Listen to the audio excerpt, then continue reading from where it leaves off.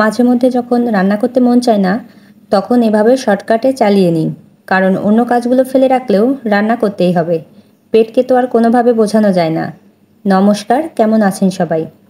আজকে সকালে উঠে সিদ্ধান্ত নিয়েছি খুব সহজ আর তাড়াতাড়ি হয় এমন রান্নাগুলো করব। তাই গোলা রুটি তৈরি করছি, সঙ্গে পাকা আম রয়েছে। অন্য কোনো সবজিও রান্না করব না। গোলা রুটি আমি পছন্দ করলেও হাজব্যান্ড পছন্দ করে না, এই জন্য ইচ্ছা করলেও তৈরি করতে পারি না।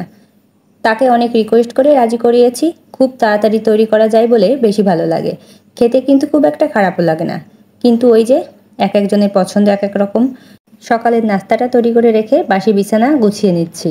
মিষ্টি আর ওর বাবা আমার থেকে অনেকটাই পরে ওঠে, এই জন্য সঙ্গে সঙ্গে বিছানাটা গোছাতে পারি না। রান্না শেষ করে এসে গোছাতে হয়। তাছাড়া দিনের মধ্যে যে আরও কতবার বিছানা গোছাতে হয় তার হিসাব নেই।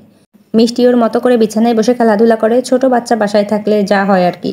তারপর সকালে নাস্তা শেষ করে দুপুরের জন্য রান্না করছি। আজকে দুপুরে খুবই শর্টকাট রান্না বান্না করছি, ডাল আর মাছ ভাজা। বেশিরভাগ লাউ ডাঁটা কিংবা কাঁঠালের বিচি কিছু না কিছু দিয়েই ডাল রান্না করি, কিন্তু আজকে সেগুলোও বাদ দিয়েছি। কোনো সবজি কাটাকাটি ঝামেলায় যেতে ইচ্ছা করছে না, এই জন্য শুধু ডাল আর মাছ ভাজা। একটানা রান্না করতে করতে মাঝে মধ্যে রান্না করতে মন চায় না। অন্য কাজগুলো ফেলে রেখে 2 দিন পর করা যায়, কিন্তু রান্না করতেই হবে। বাইরে থেকে কিনে একবেলা খাওয়া যায়, কিন্তু 3 বেলা তো আর বাইরের খাবার খাওয়া সম্ভব না।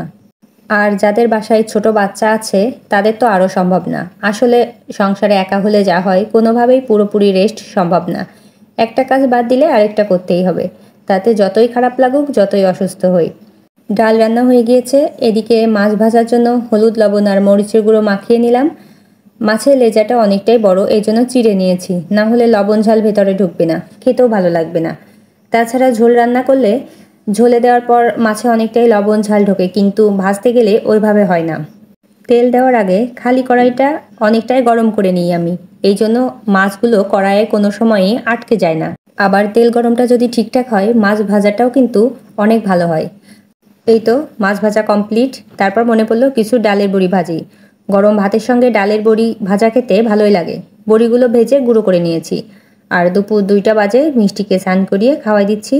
ঘুমানোর টাইম হয়ে গিয়েছে, খাবারটা শেষ করে গিয়ে ঘুমিয়ে পড়বে। সন্ধ্যার কিছুক্ষণ আগে পায়েস রান্না করব, তাই দুধ জাল করে নিচ্ছি। সারাদিন হালকা পাতলা যাই রান্না করি না কেন, বিকেলে ইচ্ছা হলো একটু পায়েস রান্না করি। ওয়েদারটাও অনেকটা ঠান্ডা, শীতের দিনে পিঠা পায়েস খেতে বেশি ভালো লাগে। তবে এখন শীতকাল না হলেও ওয়েদারটা বেশ শীতল। আকাশে মেঘ, যখন তখন রিমঝিম বৃষ্টি। বৃষ্টির দিনে বিভিন্ন ধরনের বাড়তি খাবারগুলো খেতে খুব ভালো লাগে। কথা বলতে বলতে পায়েস রান্নাও হয়ে গিয়েছে, বাটিতে তুলে রাখছি। আর আজকে ভিডিওটি এখানে শেষ করছি। সবাই ভালো থাকবেন, সুস্থ থাকবেন। ভিডিওটি যদি ভালো লাগে অবশ্যই লাইক কমেন্ট শেয়ার করবেন। সবাইকে টাটা, বাই বাই।